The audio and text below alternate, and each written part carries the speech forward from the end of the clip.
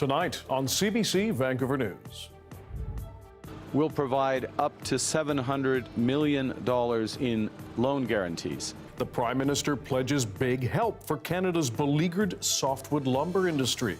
Leaders in BC say it's a start. We need support right now for people who have been laid off. Plus, I don't know where I would go because they're so far away, like Peace Arch or Royal Columbian. 2 emergency department closures leave patients worried across Metro Vancouver and local leaders wondering about funding. This has just compounded my concern and council's concerns. And 5 years after vandalism hit the Sea to Sky Gondola, no one has been arrested yet, but lawsuits are stacking up.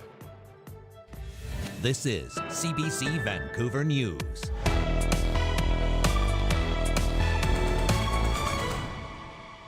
Hello, I'm Dan Burritt. Thanks for joining us. After months of pressure and some pleading from BC, the Prime Minister says he's now prepared to spend big to help Canada's clobbered softwood lumber sector. As Brady Strachan explains, the promises come amid the U.S.-sparked trade war and its impact on one of this province's major exports. The BC interior remains home to a world-leading softwood lumber industry. Speaking in front of dozens of mill workers in West Kelowna, Prime Minister Mark Carney laid out his plan to revitalize the softwood lumber industry at a time of high tension with Canada's largest trading partner. The sector has been a long-standing target of the U.S., which recently raised dumping duties on Canadian softwood. Let's be clear.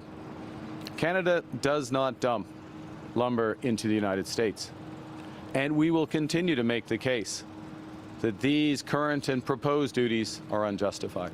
Carney is pledging $700 million in loan guarantees to the industry and $500 million in grants and other funding to help companies diversify beyond the U.S. He says Canada will become its own best customer, using homegrown lumber for a Build Canada Homes program Ottawa is launching this fall to double the pace of new home builds. This will ensure that forestry companies of all sizes have the competitive financing they need to maintain and restructure, if necessary, their operations during a period of profound transformation. Reaction in BC mostly positive. The provincial government says it's about time. This is really good news. We have been calling on the federal government for the last number of months to ensure that it is standing strong with British Columbians and forestry workers. The head of the BC Lumber Trade Council says the funding is appreciated. Diversification as well as sort of growing the market within Canada, that is helpful as well and welcome, but that's going to be more of a longer-term initiative. And one union leader says the measures don't go far enough to help workers and the sector. We need support right now for people who have been laid off. We need to make sure, how are we going to keep these mills operating right now? Meanwhile, Canada and the U.S. are still without a trade deal. Carney says he hasn't spoken with U.S. President Donald Trump in recent days, but he says he will pursue that conversation when it makes sense. Brady Strachan, CBC News, Kelowna. Emergency department closures at 2 Fraser Health hospitals over the long weekend left patients scrambling for care. As Keir Junos explains, the health authority says it's in part because of staffing challenges. Delta Hospital had to close its ER from Monday until Tuesday morning after a doctor called in sick on the long weekend. It is what it is. You either suck it up or you go into Richmond. This early morning patient waiting in Delta says her backup options for emergency care are not close by. Well, I don't know where I would go because they're so far away, like Peace Arch or Royal Columbian, Richmond. The closure is the latest to affect Delta's ER since February this year, when it saw 2 closures in a row over a weekend. Delta's mayor says his city already has high wait times for ambulances and that a long weekend ER closure just makes things more troubling. This has just compounded my concern, the council's concerns, and the community's concerns about we are not getting our fair share of funding for our Delta Hospital. It wasn't just Delta's hospital ER that closed over the long weekend. Mission's hospital ER also closed from Sunday night until Monday morning. The health authority says because of physician staffing challenges. So Fraser Health directed those patients to urgent and primary care centers in Abbotsford and here at Ridge Meadows.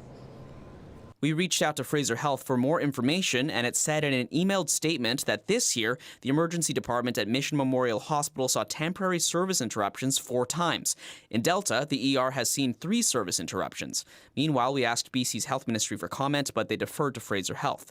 This Maple Ridge resident is shaking his head at the way things are for patients. I think it's a shame that our ERs are shutting down and having people to move to go to other communities to get the services that they need to treat their health.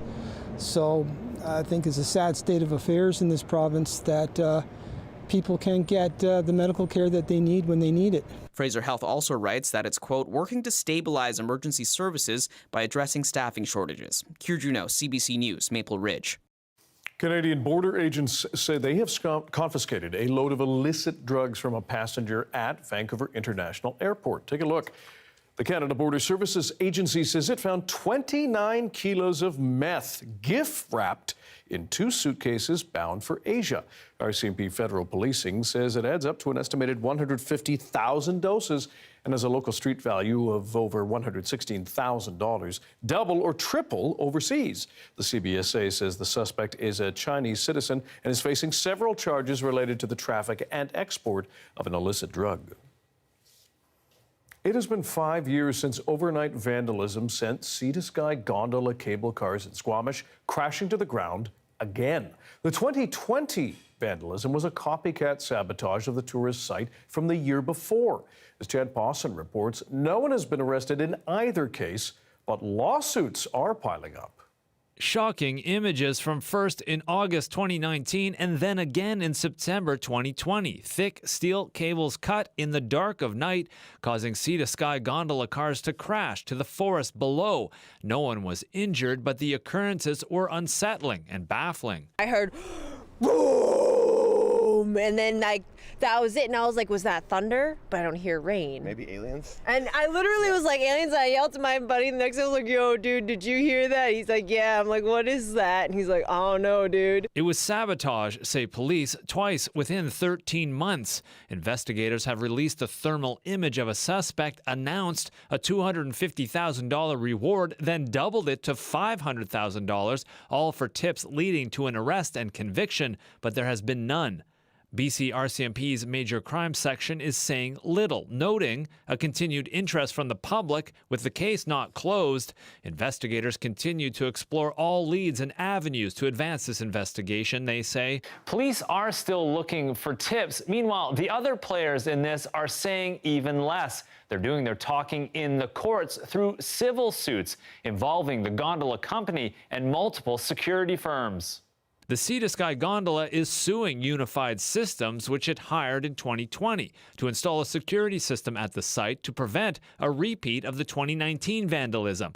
Unified Systems denies Sea-to-Sky's allegations they were negligent, and they have turned around and sued 2 of its subcontracted security firms, Black Tusk Fire and Security and Landvac, an alarm monitoring company. None of the claims have been proven in court. There you go. Meanwhile, the Sea-to-Sky gondola continues to operate since reopening from the 2020 vandalism in June of 2021, with its cables intact. Chad Pawson, CBC News, Vancouver. BC's NDP government is sticking to its cooperation agreement with the BC Greens, even though it can pass legislation without the support of the smaller party. 9 months into the arrangement, Green leader Jeremy Valeriot, interim leader Jeremy Valeriot, says the partnership is working despite some differences. The 2 Green MLAs voted against 2 pieces of legislation that will fast-track major resource projects. They passed after the Speaker. An NDP MLA broke the tie vote. The deal is set to last 4 years and will be renewed annually. On Vancouver Island, the province's only wildfire of note continues to burn out of control at Cameron Lake, just 50 kilometers northwest of Nanaimo. As Claire Palmer reports, crews are watching the weather very closely. 6 days of fire and now a sprinkling of rain as crews limited the growth of the fire for the first time, limiting it to just over 5 square kilometers. We had about 18 drops today, so I'm hoping there's about 18 million more. BC Wildfire is asking the public to stay off Cameron Lake, Horn Lake, and Spider Lake as they use the bodies of water to bucket and control the blaze. So any residences, critical infrastructure, or assets and values that are within the perimeter or are threatened along the perimeter of the Wesley Ridge wildfire have had structure protection. They are being assessed and monitored and actively defended. Almost 400 properties remain under evacuation orders, and the evacuation alert area has been expanded to include 250 properties. Esther Verheyen is the co-owner of the Cameron Lake RV Resort and witnessed the devastating fire on the other side of the lake 2 years ago. She was evacuated this Thursday. This one feels very, very close, and the evacuation, of course, not being there. It's very difficult to be away from the lake, from the business, and my community. So in that sense, it's very different. Crews from across the province have come to the area to help fight the fire. So there's a tremendous amount of people here in our little community doing some pretty epic things. A longtime resident of Meadowvale, one of the areas under evacuation alert, Aki Avadi says that the support they've seen from the community with words of encouragement displayed along the highway has helped with morale. We're super proud of our community. We're here. This is our fire department for our community, and we're here to serve them. Cathedral Grove and McMillan Park, one of the most significant examples of Douglas fir old growth on the southwest side of Cameron Lake, is not threatened by the wildfire. Highway 4 is not planned to close, although officials warn that could change as the fire does. Claire Palmer, CBC News, Parksville. Now, the BC Wildfire Service also says the Cantilever Bar blaze burning southwest of Lytton is now being held. And the Drought Hill wildfire in Peachland is also under control. It also confirms the Bear Creek blaze has jumped the creek north of Harrison Hot Springs. It is now mapped at 224 hectares. Darius is away, so meteorologist Joanna Wagstaff joins us now with a first look at the weather. Joe, any of this rain going to help the wildfire fight? It's certainly not going to hinder firefighting efforts. It's not a massive soaking rain. You heard estimates from firefighters earlier about 19 raindrops fell at Wesley Ridge Fire, but more is coming. Just want to start there between Port Alberni and Qualicum Beach. We're getting a good round of rain move in right now. When I say good, 5 to 10 millimeters, but we'll take it at this point. And those showers just crossing the strait to the lower mainland. We're starting to see those first raindrops fall. I'll take you through a cooler forecast when we get back to the heat coming up. Sounds good. Thanks, Joe. You're welcome. Well, its mission is simple: to offer a dignified end of life for old or sick animals. The Saints Animal Sanctuary in Maple Ridge welcomes creatures of all kinds. Radio Canada's Alex Lamique introduces us to a number of the animals who call that centre home. Come here, honey bun. Come here. Do you want an apple? This is Walter. He's found a new home at the Saints Animal Sanctuary. Walter is deaf, has arthritis, and suffers from a hormonal disease common in older horses. His former owner dropped him off at a boarding facility and never came back to get him. It's something that happens regularly, according to Christy King, SPCA coordinator of emergency response. Keeping a horse is already expensive, adding regular medical fees, and it can be too much. Sometimes people are unable to keep caring for that animal, and instead of reaching out for support or trying to rehome that animal, they simply choose to leave it where it is. For Erin Bain, medical supervisor for Saints, all animals deserve a dignified and loving end of life. It's kind of the least we could do, right? After a lifetime of service, that we can provide them a retirement home after they've finished. Saints is home to 110 animals, a veritable Noah's Ark of animals. You can see farm animals, exotic animals, and of course, loyal dogs and cats.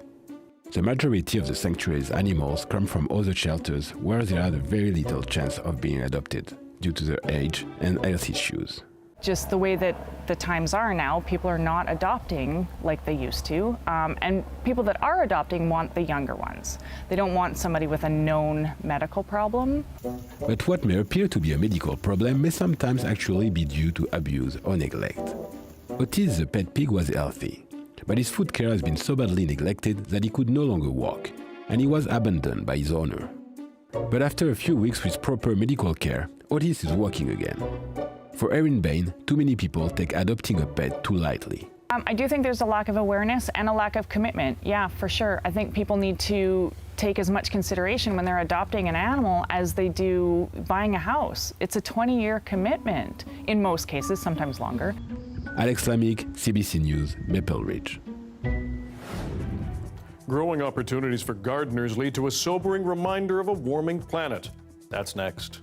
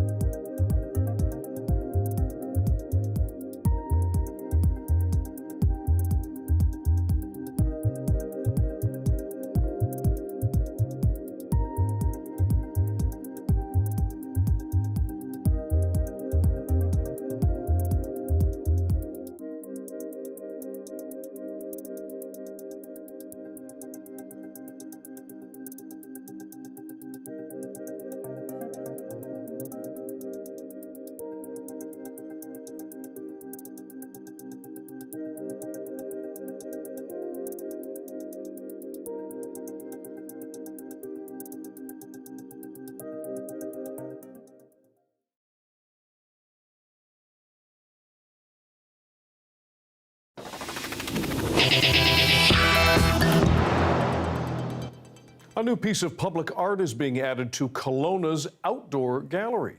UBC Okanagan students are working on a new mural. As Kimberly Davidson shows us, the work is coming along nicely, but not every stroke has been a smooth one. Things are looking up between St. Paul and Ellis Streets in Kelowna. A new mural is in the works, thanks to the UBC Okanagan mural class. All right. This is actually the second wall the team has worked on this season. After priming the whole surface at another location, the project was stalled, making a quick move and a quick new deal necessary. We had to change walls during the first couple weeks of our setup for the mural. That wall's on pause until they get their contract negotiated. But this new location offers its own charm, like having two sides to paint on. The design fitting was reimagined, taking into account the new shape and vantage point. So we wanted a mural that was readable from a long distance, but then as you got closer, brought you in to give you some more juicy details. So there's lots of big shapes of color and details in this one. Color choice is key. So it looks like the rippling water at sunset. That's what we're going for. So lots of like warm and like, you know, like kind of like a rosé or rose gold. And then we've got some really nice blue tones in there as well. And so is sticking to the plan. I'm referring to the guidelines just to make sure that I'm putting the orange in the right spot so that it actually makes sense with the full image. So I will have to look down every so often. Do you think that should be a black or a dark violet or a dark violet? There are 16 people working on this piece, and everyone has to do their part to keep the design tight. Not exact, but as long as we get the rough shape and area, but it definitely helps having clean lines straight from the start. The project is about a week in, and the goal is to have this work ready to unveil by August 14th. Kimberly Davidson, CBC News, Kelowna. What you can grow in any backyard or patio is changing throughout much of Canada. The government's new plant hardiness zones map shows conditions have shifted because of climate change. Inayat Singh explains why. These here will bite you. These are cold hardy blue Americanas. Dan Rashad's nursery shows what an adventurous gardener could achieve in southern Ontario. Oftentimes we interpret growing palms in Canada as a myth. Like it's really a myth that you can't grow palms in cold climate. You know, but you can. Depending on the species of plant, you could do whatever you want. Now, scientific research shows the country is actually getting more suitable for new types of plants as the climate warms. A new update to Canada's plant hardiness zones, the first since 2014, shows growing conditions have changed throughout the country. In BC, the purple shows regions where citrus trees can grow, and southern Ontario zones appearing that can support some palm species. While there are opportunities for people to try new plants in Canada, these plant hardiness zones are also a worrying reminder that the planet is getting hotter. I think it certainly is a climate change indicator. I think it's interesting that with 7 different variables, all with varying levels of sort of climate change signal embedded in them, that out of that mass, we still see a very clear climate change signal. The hardiness map accounts for year-round conditions, including temperature and precipitation, as well as soil conditions and wind speeds. But the shifting zones are primarily driven by warming temperatures. Right after Labor Day, we will harvest the seed. That brings opportunities for ambitious gardeners like Rashad, but also challenges. It's fun to look at the fun side of climate change and say, hey, you know, maybe I can grow some new species around my place. But yeah, we don't want to forget the fact that there's all kinds of other negative implications around climate change. Along with the map, the government has also released species-specific models with more granular information on particular plants and crops that will guide Canadian growers as they plan their fields and gardens in a changing climate.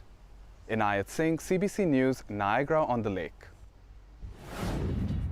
It was an overcast day with a smattering of rain in Parksville. How will it help firefighting efforts around the province? Meteorologist Johanna Wagstaff has your BC-wide forecast coming up next.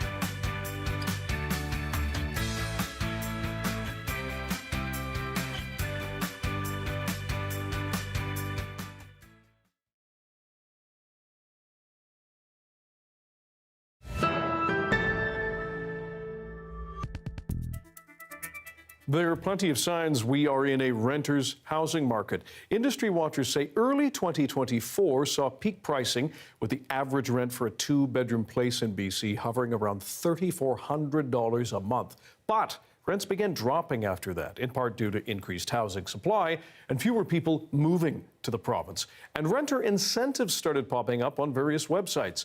Tenancy resource site live.rent's head of marketing, Matisse Yu, is here to explain this.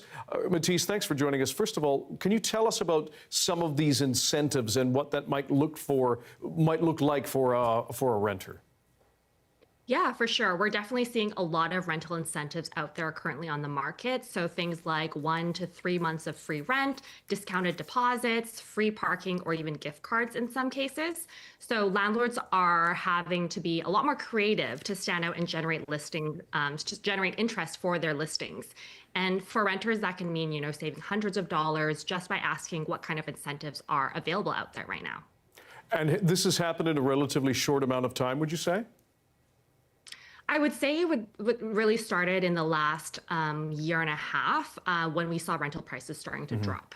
So rental prices dropping and landlords needing to attract tenants. What else can renters do to leverage, if we can call it, their power in this kind of climate beyond perhaps some of these incentives? Yeah, so I would say the key right now is to really stay informed and, approach conversations respectfully. Renters can definitely mention, average prices in the area. For example, if a two-bedroom listing is listed for about $3,000 and a listing is listed for above that, starting the conversation of asking, why is it above the asking average rent prices?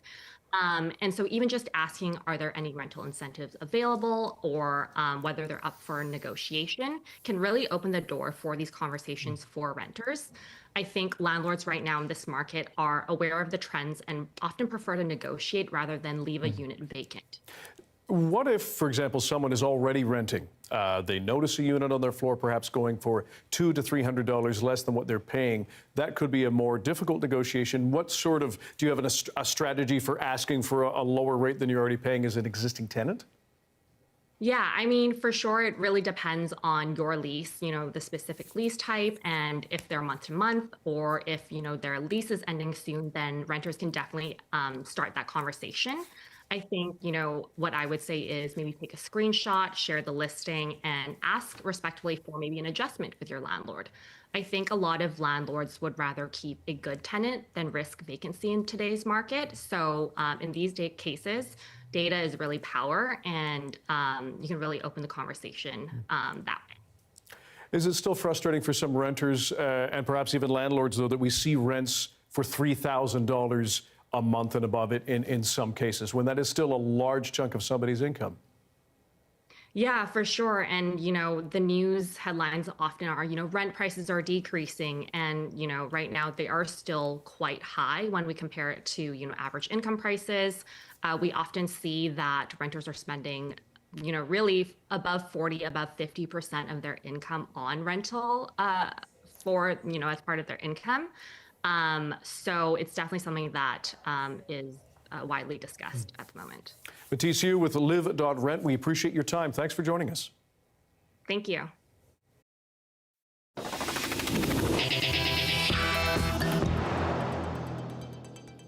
As we told you, the Prime Minister has announced new measures to transform Canada's softwood lumber industry in the face of Donald Trump's trade war. The Prime Minister says these new steps are necessary given the current state of Canada-U.S. relations. Ashley Burke has more. Just days after missing Donald Trump's deadline for a deal, the Prime Minister touring a wood manufacturer hit by American levies. Mark Carney says talks will continue with the U.S., but haven't yet between him and Trump. I haven't spoken to the president in recent days. We'll speak when it makes sense. Facing questions about his next move, Carney showing no signs he plans to further retaliate, but says he is open to dropping some tariffs against the U.S.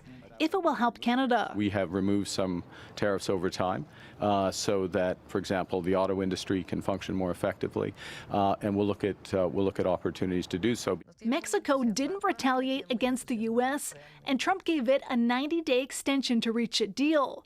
Two of Carney's ministers in Mexico today, meeting with the president. And contacts, but she still feels some unease. It's happened to me once. Who's to say that it's not going to happen to me again? Conte still doesn't know what content triggered her ban in the first place. Sarah McMillan, CBC News, Toronto. There are reports tonight that Israel will look to approve new war plans this week. Israeli media say it involves the complete takeover of Gaza. As Sasha Petrusik explains, it comes as pressure builds both inside and outside Israel to end the conflict. Life in Gaza as it is most mornings. Prayers for the dead. Tears from Alma Abu Khater, whose mother was killed trying to get aid. It's injustice, she says, killing and hunger, and scrounging for food in a tent hit by an Israeli airstrike nearby. Media in Israel now report Israeli Prime Minister Benjamin Netanyahu wants to fully occupy Gaza. He hasn't confirmed that, but he says he does insist on completing the defeat of the enemy, Hamas. That's proven elusive after nearly 22 months of war in a country where the vast majority wants it to end, demanding a ceasefire so 20 hostages can return alive. And almost 600 former Israeli military and security officials are petitioning Washington to stop the fighting. This war is not a just war. It is against the will of the Israeli people. We are responsible to a humanitarian disaster in Gaza. We are killing innocent people. A video from the weekend shows Palestinians running from gunfire near an aid distribution site. Israel denies its soldiers aim at civilians and insists it's helping them. Israel facilitating huge amounts of aid into Gaza. No other country acts this way in war. Israel has allowed Canada and others to drop aid into Gaza. Some 10,000 kilos from a Canadian Forces plane on Monday. But aid groups say airdrops alone are inefficient and insufficient, especially if Israel intends to expand the war even further.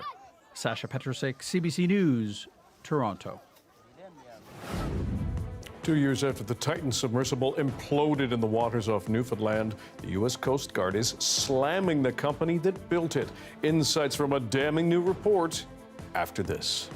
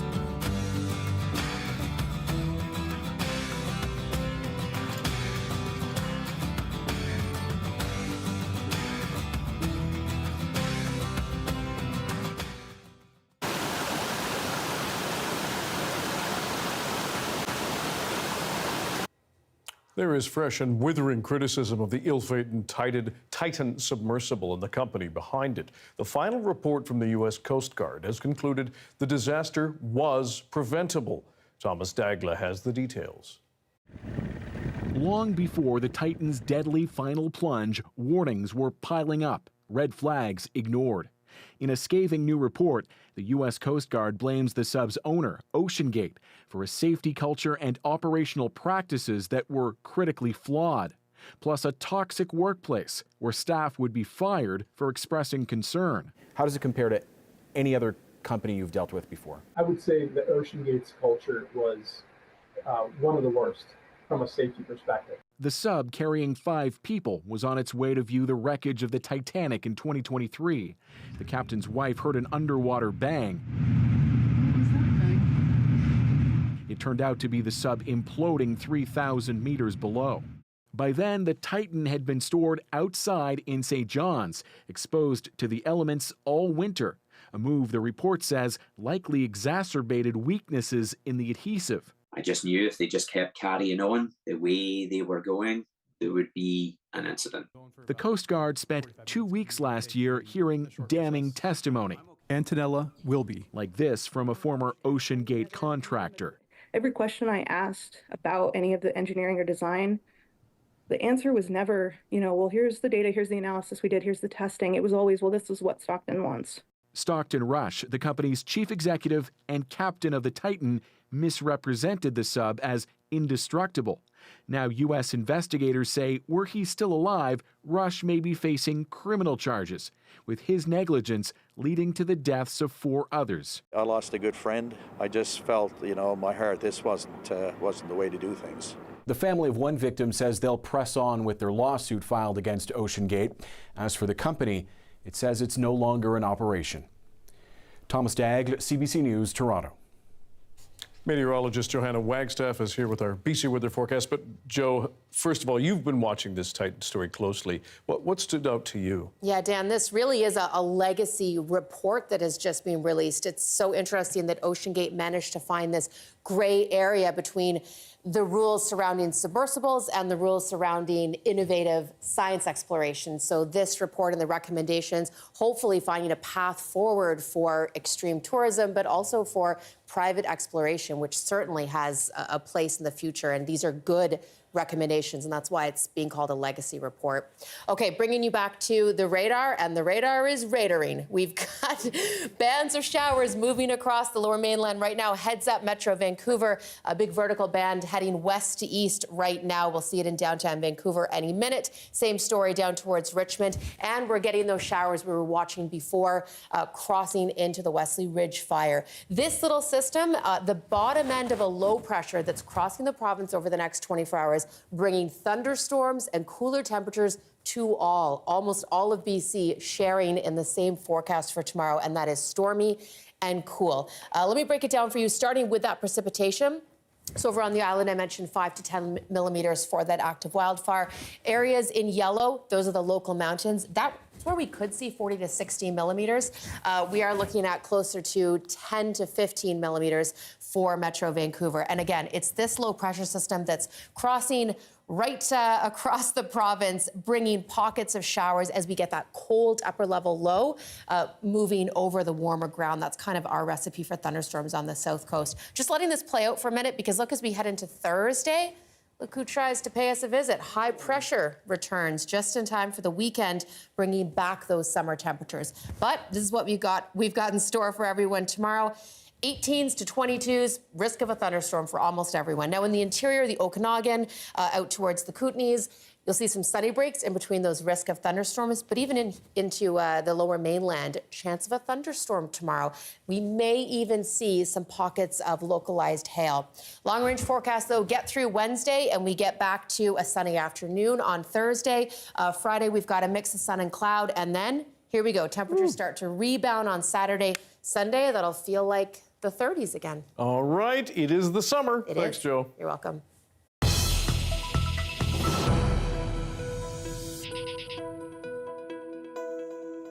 Cases of Lyme disease are rising in Canada, expected to top more than 5,000 last year alone.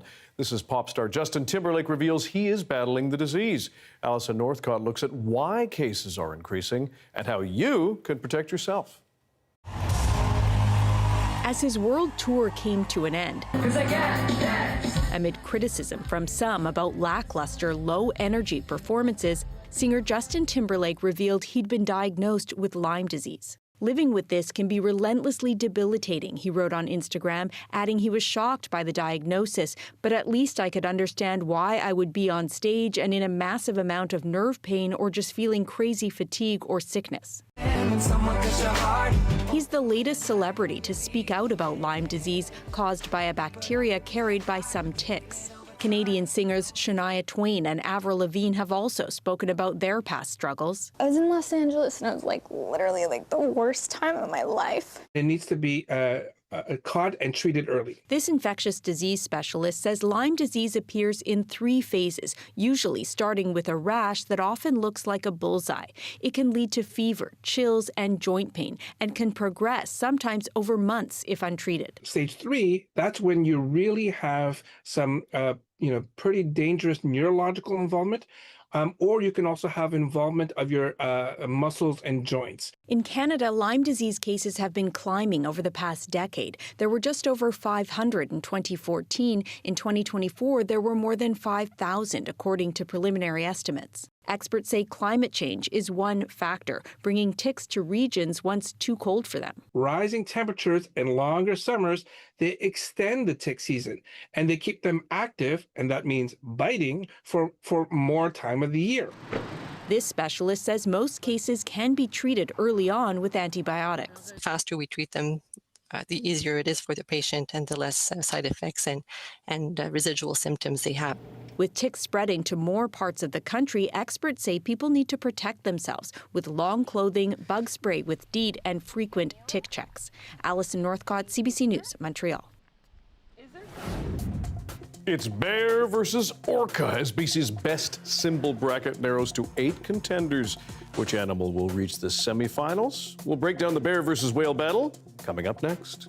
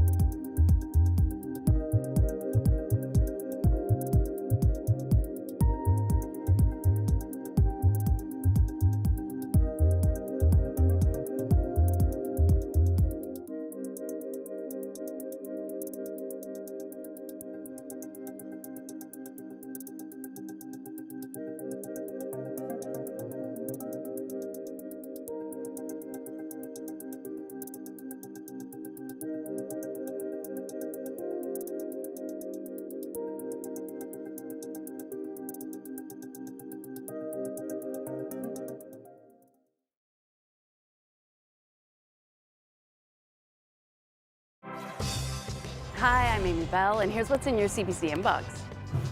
CBC Musical Nooners are the best summer lunch break. Soak up the sun and good vibes with free concerts Wednesdays at noon until August 20th. Head to cbc.ca/musicalnooners for more details. And the search for BC's best symbol is heating up.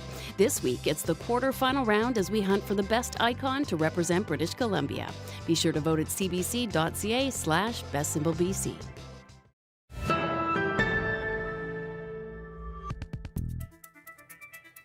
A marine biology student had a close encounter with an apex ocean predator during a recent research expedition off the coast of Halifax. Geraldine Fernandez snapped a stunning photo of a great white shark, one that has many people wondering if it's real. It was a very unique encounter. We're not normally looking for great white sharks in the Halifax waters, and we were just obsessing over this blue shark that came by. And within a split second, I just see a great white shark go through my screen, and we freaked.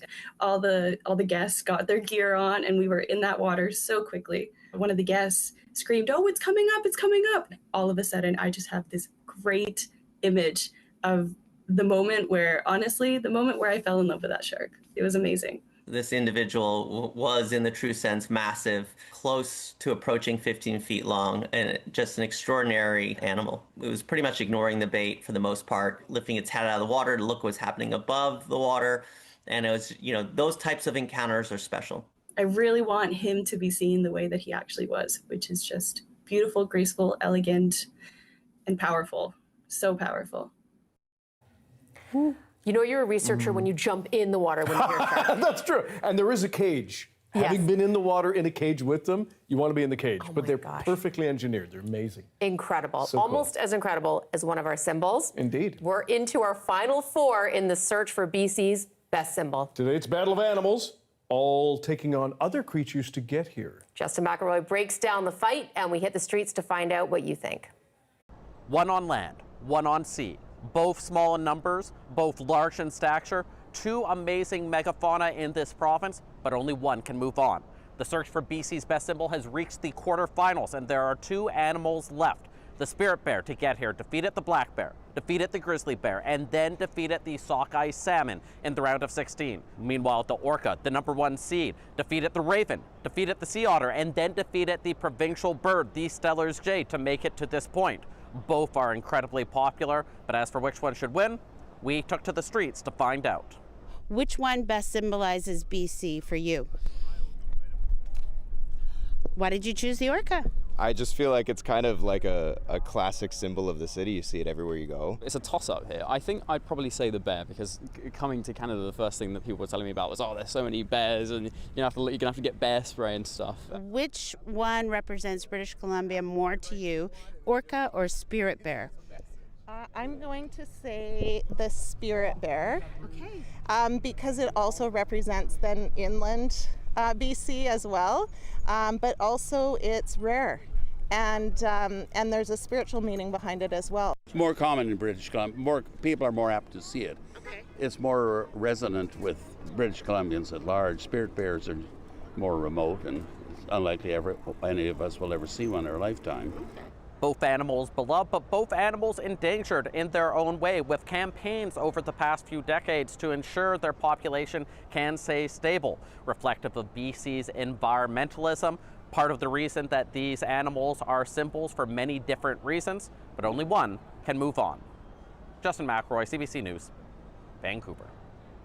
But they're quality animals, so choose wisely. And there's still time to vote. Thanks for being with us tonight on CBC Vancouver News at 6. You can watch the newscast on CBC Gem and our free app, and on YouTube, cbc.ca/BC. And we'll see you at 11 after the National. Good night. Night.